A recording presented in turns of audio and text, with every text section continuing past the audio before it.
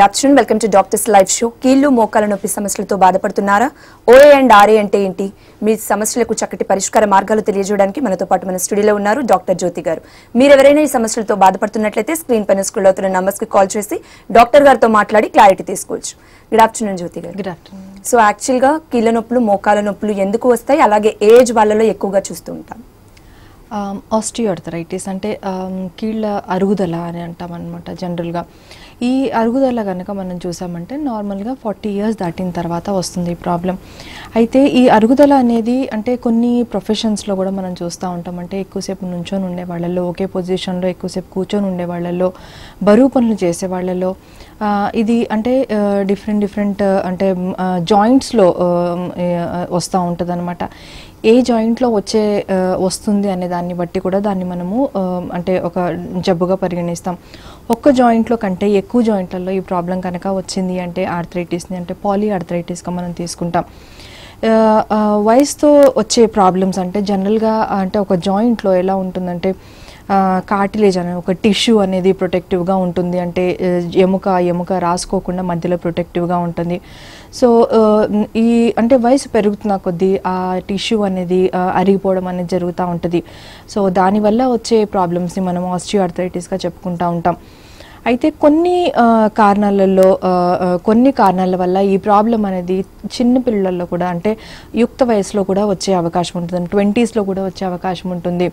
అది ఇంజురీ జరిగినప్పుడు అంటే స్పోర్ట్స్ పర్సన్స్కి కానీ లేదా ఏదైనా అంటే యాక్సిడెంట్స్ కానీ అలా జరిగినప్పుడు ఈ ప్రాబ్లం అనేది అంటే ఆస్టియోఆర్థరైటిక్ చేంజెస్, ఈ మార్పులు అనేది అరుగుదల అనేది తొందరగా వచ్చే అవకాశం ఉంటుంది. రుమటైడ్ ఆర్థరైటిస్ కనుక తీసుకున్నామంటే అది మన బాడీకి అంటే ఇమ్యూన్ సిస్టమ్కి సంబంధించిన ప్రాబ్లం. ఇమ్యూన్ సిస్టమ్ అంటే మన బాడీలో ఒక అంటే ఇమ్యూన్ సిస్టమ్ అనేది అంటే బయట నుంచి ఎనిమీస్ రాకుండా ప్రొటెక్ట్ చేసే సిస్టమ్ అనమాట. కానీ కొన్ని కారణాల వల్ల ఆ ఇమ్యూన్ సిస్టమ్ అనేది మన జాయింట్ని అటాక్ చేస్తుంది.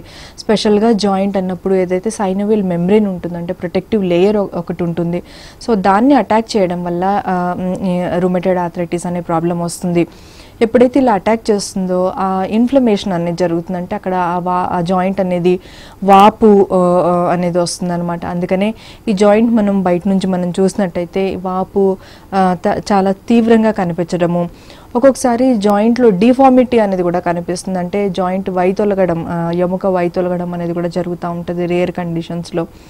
సో ఈ రుమటైడ్ ఆర్థరైటిస్కి ఏజ్ అనేది ఉండదు అనమాట. అంటే చిన్న వయసులో కూడా మనం చిన్న పిల్లలలో జువెనైల్ రుమటైడ్ ఆర్థరైటిస్ అనేది చూస్తాం. చిన్న పిల్లల్లో కూడా ఈ ప్రాబ్లం చూస్తూ ఉంటాం.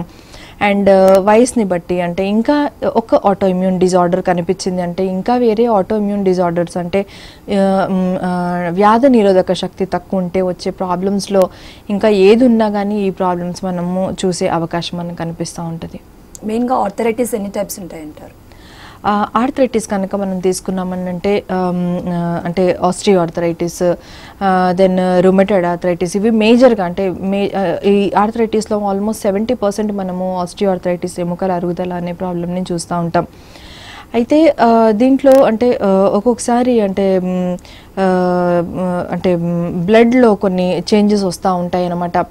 అంటే క్రిస్టల్స్ కింద ఫామ్ అయిపోవడము, సో యూరిక్ యాసిడ్ లెవెల్స్ పెరిగి ఉండడము, ఇలాంటి ప్రాబ్లమ్స్ కూడా మనం చూస్తూ ఉంటాం. బట్ జనరల్గా మనం చూసేది అంటే ఆస్టియోఆర్థరైటిస్ ఎముకల అరుగుదల మనం చూస్తూ ఉంటాం. కాబట్టి రుమటైడ్ ఆర్థరైటిస్ కొంచెం రేర్గా ఉన్నా కానీ చాలా అంటే సివియారిటీతో ఉండే అవకాశం మనం చూస్తూ ఉంటామండి. ఓఏ అండ్ ఆర్ఏలో మేజర్గా ఏ ప్రాబ్లంతో ఎక్కువగా సఫర్ అవుతూ ఉంటారు? యూజువల్గా అంటే ఆస్టియోఆర్థరైటిస్ మనం ఎక్కువగా చూస్తూ ఉంటాం. ఎందుకనంటే అది ప్రొఫెషన్ని బట్టి కూడా ఉంటుంది. కాబట్టి అంటే ఈ ప్రాబ్లము ఎందుకు మనం ఎక్కువగా చూస్తూ ఉంటామంటే ఎముకల అరుగుదల. సపోజ్ అంటే ఇప్పుడు ఈ అరుగుదల అనేది ఏ జాయింట్లోనే మనం చూడొచ్చు. మోకాళ్ళల్లో నార్మల్గా ఎక్కువగా చూస్తూ ఉంటాం, కానీ వెన్నెముకలో మనం ఈ ప్రాబ్లం చూస్తూ ఉంటాము. వెన్నెముక అంటే మెడ దగ్గర నుంచి నడుము వరకు ఉండే రీజన్స్లో ఎక్కడైనా మనం ఈ ప్రాబ్లం చూడొచ్చు. షోల్డర్ జాయింట్లో, ఎల్బో జాయింట్లో, రిస్ట్లో, ప్రతి జాయింట్లో మనము ఈ అరుగుదల అనేది చూస్తాం. మన ప్రొఫెషన్ని బట్టి నేను ఇందాక చెప్పినట్టుగా అండ్ ఇంజురీ ఏదైనా జరిగింది, యాక్సిడెంట్, ఫాల్ ఏదైనా జరిగింది, ఆ కండిషన్స్లో కూడా మనం ఏదైనా జాయింట్లో మనం చూడొచ్చు. అదే రుమటైడ్ ఆర్థరైటిస్ కనుక మనం తీసుకున్నామనంటే చిన్న జాయింట్స్తో ఈ ప్రాబ్లం ఎక్కువగా కనిపిస్తూ ఉంటుంది. చిన్న జాయింట్లు అంటే వేళ్లలో ఈ ప్రాబ్లం ఎక్కువగా చూస్తూ ఉంటాం. బట్ సివియర్ కేసెస్లో నెమ్మదిగా పెద్ద జాయింట్లలో కూడా మనము ఈ ప్రాబ్లం అనేది ఎక్కువగా చూస్తూ ఉంటాం. అలాగే మెయిన్గా ఈ 2 ప్రాబ్లమ్స్ చూసుకున్నట్లయితే క్రిటికల్ కండిషన్ అలాగే ఏ స్టేజ్లో మనం తెలుసుకుంటామని అంటారు? యూజువల్గా ఈ 2 ప్రాబ్లమ్స్లో కూడా పేషెంట్ అనేది నొప్పి బాధతో వస్తూ ఉంటారు అనమాట. ఆస్టియోఆర్థరైటిస్ కనుక మనం చూసుకున్నామనంటే ఆ జాయింట్లో సివియర్గా పెయిన్ ఉండడం, నొప్పి ఎక్కువగా ఉండడము, జాయింట్ పట్టేసినట్టుగా ఉండడం, అంటే స్టిఫ్నెస్ ఎక్కువగా ఉండడము అనేది ఆస్టియోఆర్థరైటిస్లో మనం చూస్తూ ఉంటాం. ఇంకొకటి జాయింట్ యొక్క మొబిలిటీ రెస్ట్రిక్షన్ అనమాట, మూమెంట్ యొక్క రెస్ట్రిక్షన్. అంటే ఎంతవరకు అయితే జాయింట్ కదలాలో అంతవరకు కదలకపోవడం, కొంత జాయింట్ మూమెంట్ అయిన తర్వాత దాని తర్వాత ఇంకా అంటే ఇప్పుడు సపోజ్ షోల్డర్ జాయింట్ మనం తీసుకున్నామంటే కొంతవరకే ఆ మూమెంట్ కంప్లీట్గా అంటే రెస్ట్రిక్షన్ అనేది జరుగుతూ ఉంటుంది. అలాగే కాళ్ళల్లో కూడా సడన్గా అంటే మూవ్మెంట్ అవ్వడము, లేదా బ్యాక్ కనుక తీసుకున్నామంటే స్పైన్లో కనుక తీసుకుంటే ఒక బెండ్ అవ్వడానికి డిఫికల్ట్గా ఉండడము, లేదా మార్నింగ్ లేవగానే కొంత జాయింట్ రెస్ట్రిక్షన్ అంటే స్టిఫ్గా అనిపించడం, ఇవన్నీ మనము ఆస్టియోఆర్థరైటిస్లో చూస్తూ ఉంటాం. రుమటైడ్ ఆర్థరైటిస్లో కనుక మనం చూసామంటే క్లియర్గా మనకు ఏ జాయింట్లో ప్రాబ్లం ఉందనేది కూడా తెలిసిపోతూ ఉంటుంది. అంటే ఆ జాయింట్లో సివియర్గా వాపు కనిపించడం ఏంటి, లేదా ముట్టుకుంటే రెడ్గా ఆ జాయింట్ ఉండడం ఏంటి, లేదా ముట్టుకుంటే వేడిగా ఉండడం అనేది కనిపిస్తూ ఉంటుంది. అయితే రుమటైడ్ ఆర్థరైటిస్లో ఇంకొక అంటే ప్రాబ్లమ్ వేరే అంటే సిస్టమిక్ ప్రాబ్లమ్స్ కూడా మనం చూస్తామంటే ఆర్గన్స్లో అంటే కళ్ళల్లో ఏంటి, లంగ్స్లో ఏంటి, కిడ్నీస్లో ఏంటి, హార్ట్లో ఏంటి చేంజెస్ కూడా మనం రుమటైడ్ ఆర్థరైటిస్లో చూస్తూ ఉంటాం. మెయిన్గా ఈ ప్రాబ్లంతో సఫర్ అవుతున్న వాళ్ళు అంటే లైఫ్ స్టైల్ ఎలా ఉండాలి, డైట్ ఎలా ఫాలో అవ్వాలంటారు? ఏ ఫుడ్ అవాయిడ్ చేయాలి, ఏ ఫుడ్ కన్జ్యూమ్ చేసుకోవాలి? స్పెషల్గా మనము ఆస్టియోఆర్థరైటిస్ కనుక తీసుకున్నామనంటే ఒబెసిటీ అందులో ఎక్కువ రోల్ ప్లే చేస్తూ ఉంటుంది. కాబట్టి ఎక్కువ బరువు పెరగకుండా ఉండడం మనం చూసుకుంటూ ఉండాలి. ఎందుకంటే ఎక్కువ బరువు పెరుగుతూ ఉండడం వల్ల ఆ పర్టికులర్ జాయింట్కి అంటే యాంకిల్ జాయింట్ ఏంటి, లేకపోతే నీ జాయింట్లో ఎక్కువ స్ట్రెస్ పడుతూ ఉంటుంది. కాబట్టి అంటే అడుగు వేయడం చాలా డిఫికల్ట్గా ఉంటుంది. అలాంటి పరిస్థితుల్లో డెఫినెట్గా మన అంటే డైట్ రెస్ట్రిక్షన్స్ మనం పెట్టుకోవాల్సి ఉంటుంది. చాలా మంది కూడా అంటే ఒబెసిటీతో పాటు అంటే ఫైబర్ రిచ్ డయట్ ఏంటి, లేదా అంటే ఎక్కువ క్యాలరీస్ లేకుండా ఉండే డయట్తో పాటు వెయిట్ మేనేజ్మెంట్ చేసుకుంటూ at the same time calcium and vitamin D levels కూడా మెయింటైన్ చేసుకుంటూ ఉండాల్సి ఉంటుంది. దానికి అనుగుణంగా అంటే డయట్ పర్టికులర్గా చెప్పాలంటే రాగి కనుక మనం అంటే తీసుకున్నామంటే ఆల్మోస్ట్ 1 బౌల్ ఆఫ్ రాగిలో 400 mg ఆఫ్ కాల్షియం ఉంటుంది. కాబట్టి రెగ్యులర్గా అంటే రాగి డయట్లో యాడ్ చేసుకుంటూ ఉంటే దాంతో వెయిట్ గెయిన్ కూడా అవ్వకుండా ఉంటుంది.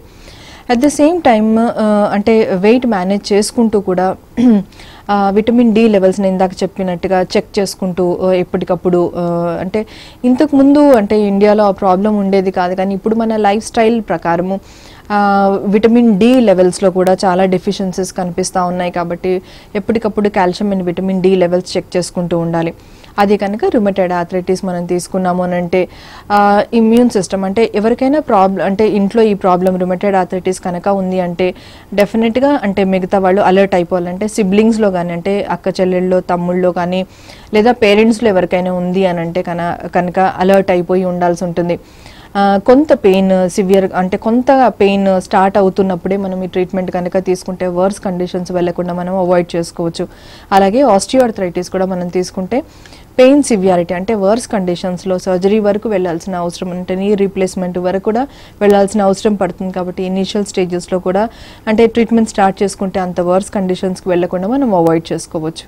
ఓకే, మరి అదేవిధంగా మిగతా బాడీ పార్ట్స్ కూడా ఎఫెక్ట్ పడే అవకాశం ఉందంటారా? అంటే మిగతా బాడీ పార్ట్స్ కూడా స్ప్రెడ్ అవ్వకుండా ఉండాలి అని అంటే ఎలాంటి స్టెప్ తీసుకోవాలి అంటారు? యూజువల్గా అంటే ఆస్టియోఆర్థరైటిస్లో అంతా అంటే కాంప్లికేషన్స్ యూజువల్గా నీ రీప్లేస్మెంట్ వరకే వెళ్తుంది. అది కనుక రుమటైడ్ ఆర్థరైటిస్ కనుక తీసుకున్నామనంటే అంటే అది సిస్టమిక్ అంటే ప్రాబ్లమ్స్ క్రియేట్ చేసే అవకాశం ఉంటుంది. కాబట్టి అంటే హార్ట్ విషయంలో మనం చాలా అంటే కేర్ఫుల్గా ఉండాల్సి ఉంటుంది. ఎందుకనంటే ఆర్టరీస్ ఏదైతే సప్లై అవుతూ ఉంటాయో దాని మీద దాని ఎఫెక్ట్ ఉంటుంది. కాబట్టి అంటే హార్ట్ కాంప్లికేషన్స్ రాకుండా చూసుకోవాల్సి ఉంటుంది. At the same time lungs, kidneys and అంటే అన్ని డిఫరెంట్ ఆర్గన్స్ మీద దాని ఎఫెక్ట్ ఉంటుంది. సో కొంత ఫీవర్ ఉండి కొంత పెయిన్ ఉన్నప్పుడే మనం అలర్ట్ అయిపోయామంటే ఈ ప్రాబ్లమ్స్ మనము వెంటనే రెక్టిఫై చేసుకోవచ్చు. అయితే ఈ కండిషన్స్ని మనము ఎప్పటికప్పుడు అంటే టెస్ట్ల ద్వారా మనము రెక్టిఫై చేసుకోవచ్చు. రుమటాయిడ్ ఆర్థరైటిస్ కనుక తీసుకున్నామంటే ఎంత సివియారిటీగా ఉంది అని మనం తెలుసుకోవచ్చు. బ్లడ్ ఇన్వెస్టిగేషన్స్ కనుక మనం చేసుకున్నాము, ఆర్ఏ ఫ్యాక్టర్ మనం చెక్ చేసుకున్నాము అని అంటే రుమటాయిడ్ ఆర్ఏ ఫ్యాక్టర్ పాజిటివ్గా ఉందా నెగిటివ్ ఉందా అని మనం చూసుకోవచ్చు. అదే కాకుండా ఇప్పుడు అంటే ఒక స్కాన్ చేసుకున్నాము అని అంటే లోపల ఆర్గన్స్ ఎలా ఫంక్షన్ చేస్తున్నాయని మనం రెక్టిఫై చేసుకోవచ్చు. 2D ఈకో ఎప్పటికప్పుడు తీసుకున్నాము అని అంటే. అదే కాకుండా మనకు క్లియర్గా మనకు అంటే ఎక్స్రేలో కూడా మనకు క్లియర్గా 4 స్టేజెస్లో మనకి ఇది రుమటాయిడ్ ఆర్థరైటిస్ అనేది క్లియర్గా తెలిసిపోతూ ఉంటుంది. ఫస్ట్ గ్రేడ్లో కనుక మనం తీసుకున్నామంటే ఎక్స్రే రిపోర్ట్లో అంటే బయటికి జాయింట్లో స్వెల్లింగ్ కనిపించిన లోపల అంతగా ఏమీ చేంజెస్ కనిపించకపోవచ్చు. బట్ సెకండ్ గ్రేడ్లో కనుక మనం తీసుకున్నామంటే అంటే ఎక్స్రే రిపోర్ట్లో ఆ మసిల్ అనేది కొంచెం స్ట్రింక్ అయినట్టుగా అలా కనిపిస్తూ ఉంటుంది ఆ పర్టికులర్ జాయింట్లో. థర్డ్ గ్రేడ్లో మసిల్ అనేది ఇంకా స్ట్రింక్ అయినట్టుగా చాలా స్ట్రింక్ అయినట్టుగా మనకు క్లియర్గా కనిపిస్తుంది. ఫోర్త్ గ్రేడ్లో జాయింట్ వైతొలగడం ఆ పొజిషన్ నుంచి అనేది కూడా మనం తెలుసుకుంటూ ఉంటాం. సో ఈ గ్రేడ్స్ని బట్టి కూడా మనము వ్యాధి యొక్క సివియారిటీ మనము కనుక్కోవచ్చండి. ఓఏ అండ్ ఆర్ఏలో మెయిన్ డిఫరెన్స్ ఎలా తెలుస్తుందంటారు? మెయిన్ డిఫరెన్స్ ఆస్టియోఆర్థరైటిస్లో కనుక మనం చూసుకున్నామంటే ఏజ్ లిమిట్లో కూడా మనం చూసుకోవచ్చు. 40 years దాటిన తర్వాత మనం ఆస్టియోఆర్థరైటిస్ వచ్చే అవకాశం కనిపిస్తూ ఉంటుంది.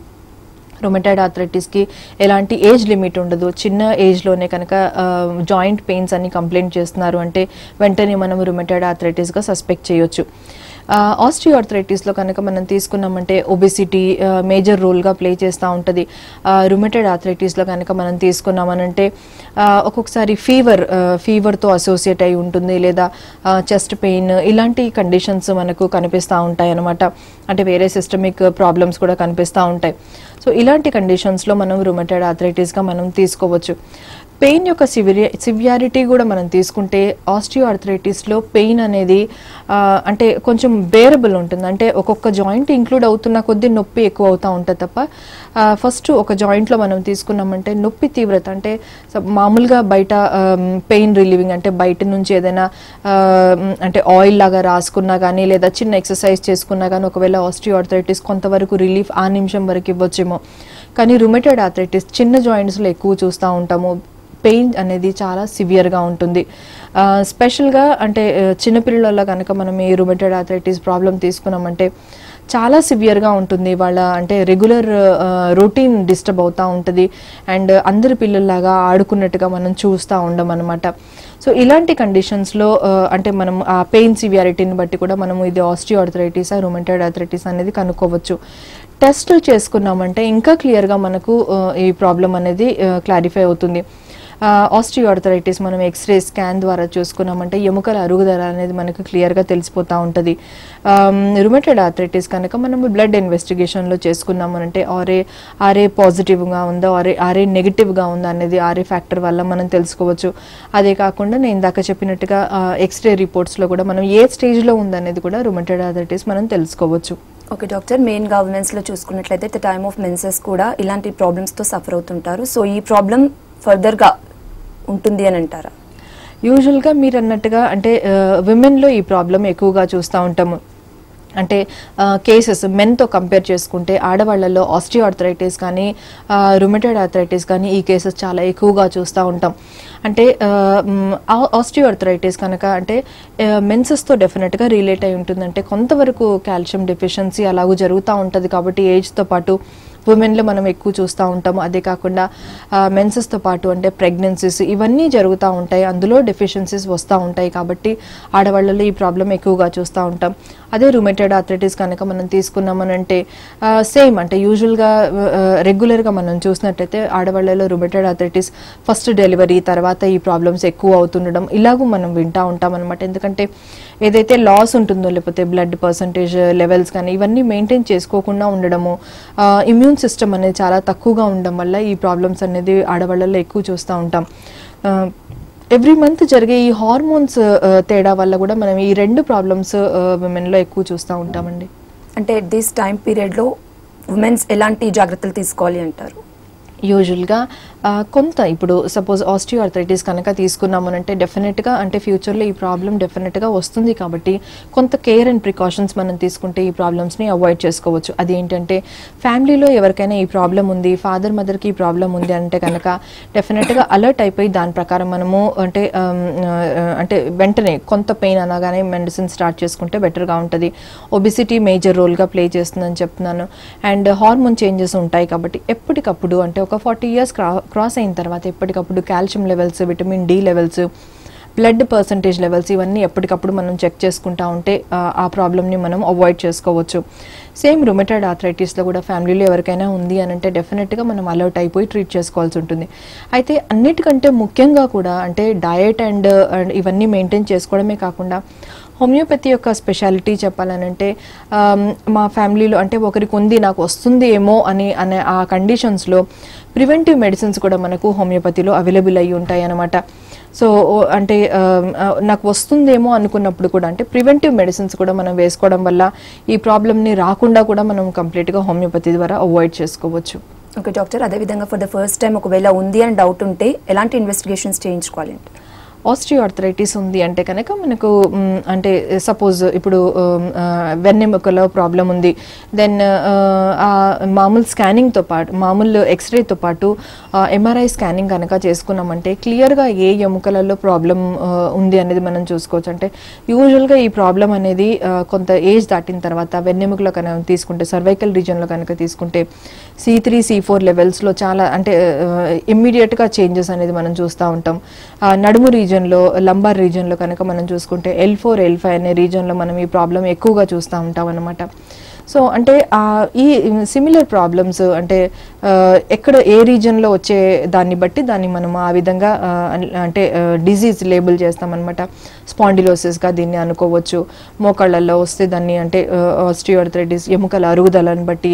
సో ఇది ఎక్కడైనా రావచ్చు. అంటే భుజాలలో ఎక్కువ బరువు మోసే వాళ్ళలో అంటే మెడ దగ్గర చూడొచ్చు, ఎక్కువసేపు నుండి బరువు పనులు చేసే వాళ్ళలో నడుము రీజన్లో చూడొచ్చు, ఎక్కువగా నడక లేకపోతే సైక్లింగ్ ఇలాంటి అంటే వెహికల్లో మూవ్ అయ్యే వాళ్ళల్లో మనము మోకాళ్ళల్లో చూడొచ్చు.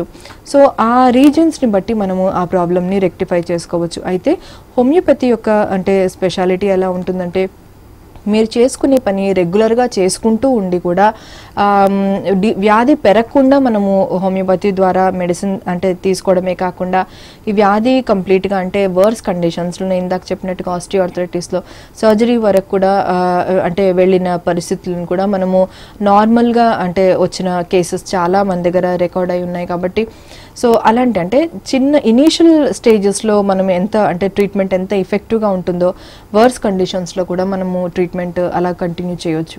ముందు ఈ సమస్య లేకపోయినా యాక్సిడెంట్స్ కానీ అలాంటి అక్రెన్స్ ఏదైనా జరిగినప్పుడు కానీ మళ్ళీ ఈ సమస్యతో ఆపరేషన్ అయిన తర్వాతకి సమస్య తలెత్తే అవకాశం ఉందంటారా? డెఫినెట్గా ఉందండి. స్పెషల్గా ఆస్టియోఆర్థరైటిస్ కనుక మనం తీసుకున్నామనంటే ఏజ్తో ప్రమేయం లేకుండా చాలామంది అంటే ఫాల్ అయిపోయినప్పుడు కానీ లేదా ఏదైనా బరువైన వస్తువు జాయింట్స్ మీద పడినప్పుడు కానీ లేదా యాక్సిడెంట్ జరిగిన తర్వాత యూజువల్గా ఆ టైంలో అప్పటి వరకు కొంత కేర్ తీసుకుంటాం. ఆ పర్టికులర్ జాయింట్లో వాపు రావడము లేదా నొప్పి తీవ్రంగా ఉంటే ఒక 5-6 days ఆర్ 10 days మెడిసిన్స్ అలా వాడి వాపు తగ్గిన తర్వాత నొప్పి తగ్గిన తర్వాత మానేయడం అలా జరుగుతూ ఉంటుంది. కానీ అంటే అకార్డింగ్ టు అంటే హోమియోపతితో ఎలా ఉంటుందంటే పడ్డ తర్వాత దాని యొక్క బ్యాడ్ ఎఫెక్ట్స్ మిగిలిపోయే అవకాశం ఉంటుంది. కొన్ని కేసెస్లో మనము అదే రీజన్లో ఒక 5 సంవత్సరాల తర్వాత లేదా 10 సంవత్సరాల తర్వాత ఆ జాయింట్లో స్వెల్లింగ్ రావడము అనేది సడన్గా చూస్తూ ఉంటాం. అంటే జాయింట్ అక్కడ బ్యాడ్ అంటే పడిన తర్వాత ఉండే బ్యాడ్ ఎఫెక్ట్స్ మిగిలిపోయి ఉంటాయన్నమాట బాడీలో. సో ఇలాంటి కండిషన్స్లో హోమియోపతి చాలా హెల్ప్ఫుల్గా ఉంటుంది. ఎందుకంటే అలా పడినప్పుడు అప్పుడు కేర్ తీసుకోవడమే కాకుండా అలాంటి బ్యాడ్ ఎఫెక్ట్స్ తీసేయడానికి హోమియోపతిలో మెడిసిన్ ఉంటుందన్నమాట. అంటే ఆ ప్రాబ్లం అప్పటికి మళ్ళీ అంటే తగ్గడమే కాకుండా మళ్ళీ రిపీట్ అవ్వకుండా కూడా హోమియోపతిలో మెడిసిన్స్ ఉంటాయండి. ఓకే డాక్టర్, అలాగే పెయిన్ వస్తుంది అని అంటే చాలా మంది కూడా టాబ్లెట్స్ని ప్రిఫర్ చేస్తూ ఉంటారు. సో దీని ద్వారా అంటే బోన్ డీజనరేషన్ అయ్యే అవకాశం ఉందంటారా ఫర్దర్గా? యూజువల్గా అంటే హోమియోపతిక్ మెడిసిన్స్తో అంటే ఎలాంటి సైడ్ ఎఫెక్ట్స్ ఉండదు. టైం యూజువల్గా అంటే పీరియడ్ ఎక్కువగా ఎందుకు తీసుకుంటామనంటే సీజన్ యొక్క అంటే ప్రభావం కూడా దాని మీద ఉంటుందన్నమాట. అంటే సపోజ్ వింటర్ తీసుకున్నామంటే, చలికాలం తీసుకున్నామంటే ఎముకలు అంటే స్టిఫ్నెస్ పెరుగుతూ ఉంటుంది ఆ కండిషన్స్లో. సో ఆ కండిషన్స్లో పెయిన్ ఎక్కువగా ఉండే, స్టిఫ్నెస్ ఎక్కువగా ఉంటే, బాధ ఎక్కువగా ఉంటుంది. కాబట్టి కొంత టైం డెఫినెట్గా తీసుకుంటూ ఉంటాం. కాకపోతే ఇమ్మీడియట్ రిలీఫ్ గురించి యూజువల్గా అంటే చాలామంది రిలీఫ్ కని వెళ్తూ ఉంటారు, అండ్ దానివల్ల సైడ్ ఎఫెక్ట్స్ వస్తాయి అని కూడా అంటారు. ఇలాంటి కండిషన్లో కూడా హోమియోపతి అంటే వాళ్ళకి ఉండే ఆ జాయింట్ ప్రాబ్లమ్స్ని రెక్టిఫై చేయడమే కాకుండా దానివల్ల వచ్చిన బ్యాడ్ ఎఫెక్ట్స్ని కూడా మనం హోమియోపతి ద్వారా ట్రీట్ చేస్తూ ఉంటాం అనమాట. అంటే ఒకటేమో వ్యాధి పెరగకుండా మనం చూడడమే కాకుండా, అంటే డిఫరెంట్ జాయింట్స్లో రాకుండా ఉండడం చూడడమే కాకుండా, దానివల్ల వచ్చిన అంటే ఏదైనా మెడిసిన్స్ వాడి దాని వల్ల వచ్చిన బ్యాడ్ ఎఫెక్ట్స్ని కూడా స్పెషల్గా అంటే పేషెంట్స్ మా దగ్గరికి అంటే నొప్పి తగ్గడానికి మందులు వాడుతున్నాము, దాంతో మాకు యాసిడిటీ, పొట్ట ఉబ్బరంగా ఉండడము, ఛాతీలో మంట, కడుపులో మంట, ఇలాంటి బ్యాడ్ ఎఫెక్ట్స్ తీసుకొని వస్తూ ఉంటారనమాట. సో అలాంటి అంటే యాసిడిటీ ప్రాబ్లమ్స్ని కూడా మనము హోమియోపతి ద్వారా రెక్టిఫై చేసుకోవచ్చండి. ఓకే డాక్టర్, అదేవిధంగా వేరే టాబ్లెట్స్ యూజ్ చేసే వాళ్ళు సైమిల్టేనియస్గా హోమియో టాబ్లెట్స్ యూజ్ చేయొచ్చా, లేకపోతే ఫర్దర్గా ఏమైనా సైడ్ ఎఫెక్ట్స్ ఉండే అవకాశం ఉందంటారు? స్పెషల్గా అంటే రుమటైడ్ ఆర్థరైటిస్ అంటే పెయిన్ చాలా తీవ్రంగా ఉంటుంది కాబట్టి ఒక్కొక్కసారి అంటే కార్టికోస్టెరాయిడ్స్ కానీ వాడే అవకాశం అంటే యూజ్ చేస్తూ ఉంటారనమాట. అంత తీవ్రంగా ఉంటుంది నొప్పి భరించలేకుండా. సో ఇలాంటి వాళ్ళల్లో హోమియోపతిక్ మెడిసిన్ స్టార్ట్ చేసిన తర్వాత ఇమ్మీడియట్గా అంటే స్టెరాయిడ్ లేకపోతే వాళ్ళు వాడే మెడిసిన్స్ స్టాప్ చేయడం వల్ల నొప్పి తట్టుకోలేకుండా ఉండే అవకాశం ఉంటుంది. కాబట్టి యూజువల్గా మేము ఇనీషియల్ స్టేజెస్లో సైమిల్టేనియస్గా వాడుకోవచ్చు అని చెప్తా ఉంటాం అనమాట. ఎలాగైతే ఈ మెడిసిన్ యొక్క ప్రభావం ఉంటుందో, అంటే వ్యాధి యొక్క తీవ్రత తగ్గుతూ ఉంటుందో, ఆ టైంలో వేరే మెడిసిన్స్ వాడుతున్నా కానీ అది కంప్లీట్గా స్టాప్ చేసే అవకాశం ఉంటుంది. సో దానివల్ల రెండు అంటే లాభాలు అనమాట జరిగేది. ఒకటేమో మనకు ఈ వ్యాధి పెరగకుండా మనం ఓన్లీ హోమియోపతి ద్వారా కంప్లీట్గా క్యూర్ చేసుకోవచ్చు, అండ్ ఆ వేరే మెడిసిన్స్ వల్ల వాడే సైడ్ ఎఫెక్ట్స్ ఏవైతే ఉంటుందో వాటిని కూడా మనము దీనివల్ల అవాయిడ్ చేసుకుంటూ ఉండవచ్చు. ఓకే డాక్టర్, అదేవిధంగా కోర్స్ ఆఫ్ టైం పీరియడ్ ఏమైనా డ్యూరేషన్ ఉంటుందంటారా? యూజువల్గా ఈ ప్రాబ్లమ్స్ అంటే రుమటైడ్ ఆర్థరైటిస్ అనే ప్రాబ్లమ్స్ ఈ లైఫ్ లాంగ్ ఉండే అవకాశం ఉంటుంది. ఆస్టియో ఆర్థరైటిస్ కూడా రెండు కూడా అంటే ప్రోగ్రెసివ్ డిజార్డర్స్. అంటే ఏజ్ పెరుగుతున్న కొద్దీ, ఒక్కొక్క సంవత్సరం పెరుగుతున్న కొద్దీ తీవ్రత పెరుగుతూ ఉంటుంది. అంటే ఇప్పుడు సపోజ్ ఆస్టియో ఆర్థరైటిస్ కనుక మనం తీసుకున్నామనంటే ఒక్క జాయింట్తో మొదలయ్యి నెమ్మదిగా ప్రతి ఒక్క జాయింట్ ఇంక్లూడ్ అయ్యే ఛాన్స్ ఉంటుంది. అదే రుమటైడ్ ఆర్థరైటిస్ కనుక తీసుకుంటే అది కూడా చిన్న జాయింట్స్తో మొదలయ్యి నెమ్మదిగా పెద్ద జాయింట్స్లో కూడా ఈ ప్రాబ్లము దాని ప్రభావం ఉండే అవకాశం ఉంటుంది. నేను ఇందాక చెప్పినట్టుగా ఆర్గన్స్లో కూడా చేంజెస్ వచ్చే అవకాశం ఉంటుంది. సో ఇలాంటి కండిషన్ అంటే లైఫ్ లాంగ్ ఉండే ప్రాబ్లం కాబట్టి కొంత టైం డెఫినెట్గా హోమియోపతి ద్వారా తీసుకుంటూ ఉంటాం. ఎందుకనంటే నేను ఇందాక చెప్పినట్టుగా సీజన్స్ యొక్క ప్రభావం కూడా దాని మీద ఉంటుంది. చలికాలం చాలా వర్స్ పీరియడ్. రెండు ప్రాబ్లమ్స్కి ఆస్టియో ఆర్థరైటిస్ కానీ రుమటైడ్ ఆర్థరైటిస్ కానీ తీవ్రంగా అయ్యే ఛాన్స్ ఉంటుందన్నమాట చలికాలంలో. సో అందుకని కనీసం అంటే ఒక వింటర్, ఇప్పుడు చలికాలం 1 yearలో ఒక్కసారి వస్తుంది. కొంత టైం కంటిన్యూస్గా అంటే ఒక చలికాలంలో మీకు ఈ ప్రాబ్లం ఉండకూడదు, అప్పటి వరకు కంటిన్యూస్గా వాడితే కనుక మీకు ఈ ప్రాబ్లంలో కంప్లీట్గా క్యూర్ అయినట్టుగా మనము నిర్ధారించవచ్చు. ఓకే డాక్టర్, అచ్చంపేట నుంచి కాలర్ ఉన్నారు. మహేష్ గారు, గుడ్ ఆఫ్టర్నూన్ అండి. హలో చెప్పండి, డాక్టర్ గారు ఉన్నారు, మీ సమస్య ఏంటో డాక్టర్ గారికి వివరించండి. మహేష్ గారు. మేడం నమస్తే. మేడం నమస్తే అండి, చెప్పండి. మేడం నా మోకాలికి కొంచెం మడత పెట్టలేదు మేడం. ఏమవుతుందండి మోకాళ్ళలో? Mahesh garu TV volume mute చేసి డాక్టర్ గారికి మీ సమస్య ఏంటో వివరించండి. మేడం అది నాదేంటంటే last time 1 week back front కాల్ మీద బస్ పోయింది madam, bus front tyre. Okay. అయితే అప్పటి నుంచి ఈ కాల్ మడత పెట్టలేదు మేడం, జాయింట్ లో నొప్పి వస్తుంది. ఓకే, దానికి ప్రాబ్లం ఏంటి మేడం? ఓకే, అంటే ఆ నొప్పి మీరు ఇమ్మీడియట్గా పరిష్కారంకి వెళ్లకుండా, ఎందుకంటే సరే ఇప్పుడు అంటే నొప్పి తీవ్రంగా ఉంటే కనుక మీరు ఏదైనా నొప్పి తగ్గడానికి వేసుకున్న ప్రాబ్లం లేదు. కాకపోతే అది అంటే ఒక ఫాల్ అండ్ యాక్సిడెంట్ కింద మనం కన్సిడర్ చేస్తాం కాబట్టి దీని యొక్క బ్యాడ్ ఎఫెక్ట్స్ మళ్ళీ కొన్ని సంవత్సరాల తర్వాత సడన్గా మళ్ళీ అదే జాయింట్లో వాపు రావడం వల్ల కనిపించే అవకాశం ఉంటుందండి. అందుకని హోమియోపతి కనుక మీరు అంటే తీసుకున్నారు అంటే ఈ ప్రాబ్లం అంటే ఇప్పటికీ సాల్వ్ అవ్వడం కాకుండా మళ్ళీ ఫ్యూచర్లో కూడా ఇలాంటి ప్రాబ్లం రాకుండా మనం చూసుకోవచ్చు. అదే కాకుండా ఒక్కసారి కనుక ఆస్టియోఆర్థరైటిస్ ఇంజురీ ద్వారా స్టార్ట్ అయింది అంటే అన్ని జాయింట్స్లలో నెమ్మదిగా మార్పులు వచ్చే అవకాశం ఉంటుంది. కాబట్టి మీరు వెంటనే హోమియోపతికి స్టార్ట్ చేసుకున్నారంటే మీకు మంచి రిలీఫ్ ఉంటుందండి. ఓకే డాక్టర్ గారు, విజయవాడ నుంచి కాలర్ ఉన్నారు. చైతన్య గారు, గుడ్ ఆఫ్టర్నూన్ అండి. Good afternoon madam. చెప్పండి మీ సమస్య ఏంటో. డాక్టర్ గారు ఉన్నారు, డాక్టర్ గారికి వివరించండి. చైతన్య గారు, నాకు చేతి వేళ్ళు, కాళ్ళు వేళ్ళు ఇవన్నీ బాగా బాసిపోయినాయండి. తల్లో కూడా సోరియాసిస్ ఉంది, తల్లో కూడా పొట్టు రాలుతుంది. ఓకే. హాస్పిటల్లో మామూలు ఇంగ్లీష్ మెడిసిన్ వాడాను కానీ బాగా వెళ్ళినప్పుడల్లా 2000 తీసుకుంటున్నాడు. డబ్బులు అయిపోతున్నాయని అది వాళ్ళ ఆయుర్వేదం వాడా, అయినా తగ్గట్లేదు. ఒకసారి ఇప్పుడు బాగా పెరిగిపోయినాయండి వాపు, చేతులు, కొద్దిగా కాలు కూడా, మోకాలు బాగా వాపు వచ్చింది, కొద్దిగా నడవలేకపోతున్నా. ఓకే, అంటే మీ కండిషన్ చూస్తే అది సోరియాటిక్ ఆర్థరైటిస్గా కనిపిస్తుందండి. మీ తలలో ఉండే ప్రాబ్లము స్కాల్ప్ సోరియాసిస్ అంటామన్నమాట. సో స్కాల్ప్ సోరియాసిస్ కనుక చాలా రోజులు ఉంటే నెమ్మదిగా జాయింట్ మీద దాని ఎఫెక్ట్ ఉంటుంది. దాన్ని సోరియాటిక్ ఆర్థరైటిస్ అంటాము. దీనికి అంటే మేము అనలైజ్ చేసిన ప్రకారం దీనికి కంప్లీట్ సొల్యూషన్ అంటూ ఓన్లీ హోమియోపతిలో ఉంటుందండి. అంటే ఓన్లీ జాయింట్స్ నొప్పి తగ్గడమే కాకుండా మీ తలలో ఉండే ప్రాబ్లం కూడా కంప్లీట్గా తగ్గిపోతుంది. అది కనుక క్యూర్ అవ్వలేదంటే నెమ్మదిగా అది స్కిన్ మీద, ఆ స్కేల్స్ అనేది స్కిన్ మీద పడిపోయి స్కిన్ మీద కూడా అంటే ఒంటి మీద కూడా మీకు సోరియాసిస్ అనేది వచ్చే అవకాశం ఉంటుంది. కాబట్టి వెంటనే మీరు ట్రీట్మెంట్ స్టార్ట్ చేసుకోండి. కొంత టైం పట్టినా కానీ అయితే ఒకటి అంటే అమౌంట్ గురించి కాకుండా ఇది మీ హెల్త్ గురించి కాబట్టి ఆల్రెడీ జాయింట్స్ మీద దాని ఎఫెక్ట్ కనిపిస్తుంది కాబట్టి వెంటనే మీరు ట్రీట్మెంట్ స్టార్ట్ చేసుకోండి. ఓకే డాక్టర్, హోమియో కేర్లో ఆర్థరైటిస్కి ఎలాంటి ట్రీట్మెంట్ ఉందంటారు? హోమియోపతి అంటే స్పెషల్గా హోమియో కేర్ ఇంటర్నేషనల్లో చాలా అంటే స్పెషలైజ్డ్ టీమ్ మేము ఉన్నాం కాబట్టి అంటే ఎక్స్పర్టైజ్ ఉన్నాము. సో అందుకనే మీకు హోమియోపతిలో ఎలాంటి సైడ్ ఎఫెక్ట్ లేకుండా ట్రీట్మెంట్ జరుగుతూ ఉంటుంది.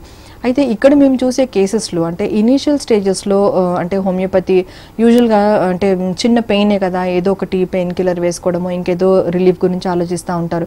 బట్ హోమియోపతిలో కొంత అంటే చాలామంది అంటే పెయిన్ అంత తొందరగా రిలీవ్ అవ్వదని అనుకుంటారు.